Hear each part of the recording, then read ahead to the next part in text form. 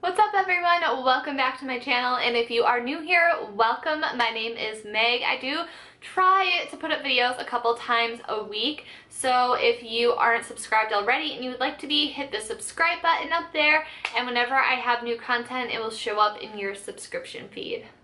So today's video is a makeup tutorial, and I'm so happy to do this. It's been such a long time since I've had time and motivation to play with makeup, and I just really wanted to come back and do something super dramatic. I love the way that this turned out. I think that this is a perfect look for fall and winter. This is inspired by a look that Desi Perkins did. I will link her video down below. Basically, she used a 35O palette from Morphe to create her look, and I had the palette, so I did the same thing on myself. I think it's super interesting to recreate looks that other people have done and to just see it on a different skin tone, because on her it's just very warm and like dark brown looking, but on me, because I'm like porcelain over here, you can definitely see more of the orange hues to the shadows. So that way it gives you guys sort of another perspective on how this palette could look on someone, and how we follow the exact same steps and use the exact same eyeshadows, and how different it can look on different skin tones. So anyways, I thought that was sort of an interesting perspective, and now I am back to rambling. But yeah, if you would like to see how I got this look, then keep on watching. To get this look started, I already have my Too Faced Shadow Insurance on my lids. And I also took my NYX Jumbo Pencil in Milk and I put that on my waterline. I love doing this to help open my eyes up. Now for the majority of this look, I'm going to be using my Morphe 35O palette. I absolutely love using this palette. It's perfect for fall because of all the nice warm tones, as you guys can see.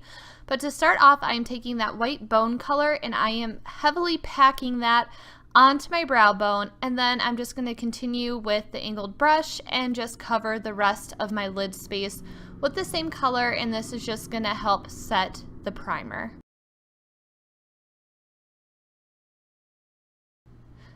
Now taking this light brown orangey looking color, I am picking that up with a crown brush. Now with this brush that I'm using, the bristles aren't packed tightly. It's not a dense brush, so it's really, the bristles are very flexible, and this is just going to give you a light dusting of the color, and that's exactly what you want to do to start off a cut crease. You really want to get the lightest color on there and just have it fade into nothing, and a brush like this is really going to help you achieve that. So you guys can just see me going back and forth, placing the color on my crease and then slowly working my way up to that brow bone.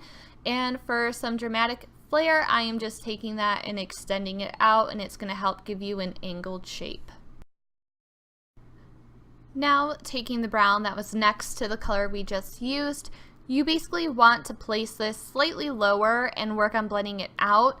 I did start with that original brush and it really wasn't working for me and giving me the effect that I wanted, so I switched it up to a more dense blending brush, and this is just a Sephora blending brush. So I'm just going to work on building that color up to how I want it.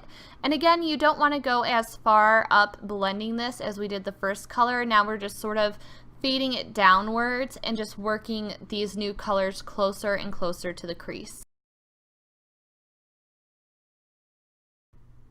And now we are moving down to the lower left hand side of the palette, and I am taking that third color in on a Morphe G24 blending brush.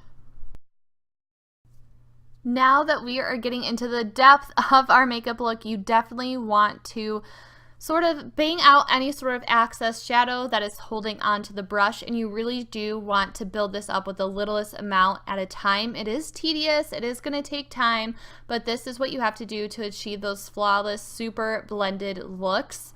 They are a little bit of a pain in the butt to do, but this prevents you from getting to the point where you are now and needing to start over because you had too much shadow on your brush and it just went everywhere or got super muddy and basically covered up everything that you have been working at. So I'm just building this up bit by bit, and at this point it's okay if you are getting some of the shadow on the lid. We can fix that. So again, you're just sort of building it into the same shape that we've been working at.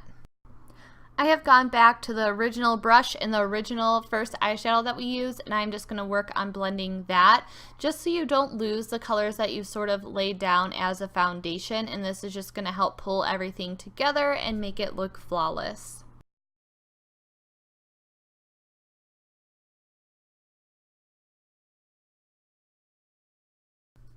Switching over to the Lorac Matte Pro palette, which by the way is amazeballs.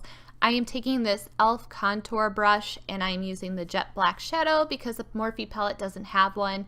Basically use any sort of matte black shadow you have, and I am carefully placing this and dotting it on to the outer V and then slowly starting to blend that out. And then basically you just want to go back and forth between this brush and the first brush you use and work on blending it into oblivion. Once you are happy with how that has faded and how the entire crease looks, it is time to carve that crease out and make it a cut crease. So I am taking that shimmery taupe color in the palette, which is gorgeous, and I am going to use a concealer brush and I'm wetting that with setting spray, and this is going to help foil the shadow, aka make it super gorgeous and beautiful and shiny and just make it extra. Then all you want to do is go to town on cutting that crease and just adding color to the lid. Now I'm going to explain really fast why I'm using a concealer brush, and that is because when you are doing something like a cut crease look, whether you're using a shimmery shade, using shadows wet, or using a matte shadow, you really want to make sure that the line is crisp. So you are going to achieve that with really stiff bristles. So basically a concealer brush was the best option that I had to use, and it worked really well.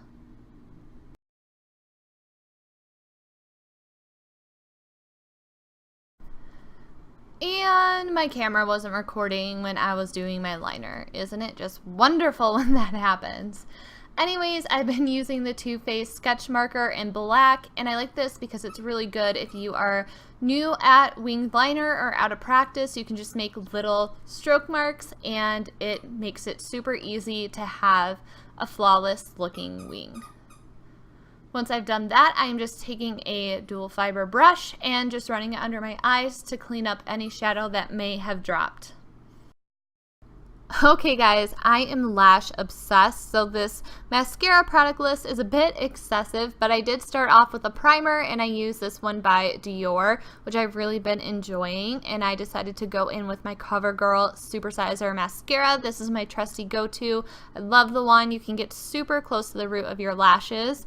And then to build up more drama and flair, I've been enjoying using this Tarteist Lash Paint by Tarte as a top coat, and it just really pulls everything together. I've been loving this trio lately. Moving along to the lower lash line, because you know we are going to smoke this out, I am going back to that deep brown color and using a stiff liner brush by e.l.f. And I am just going to get that as close to the root of my under eyelashes as possible and just kind of dot that along.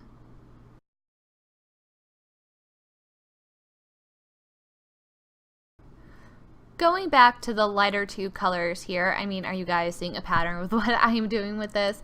I am going to go ahead and use a Morphe smudge brush, and I am going to take those two together and just smudge out that dark line that we placed down.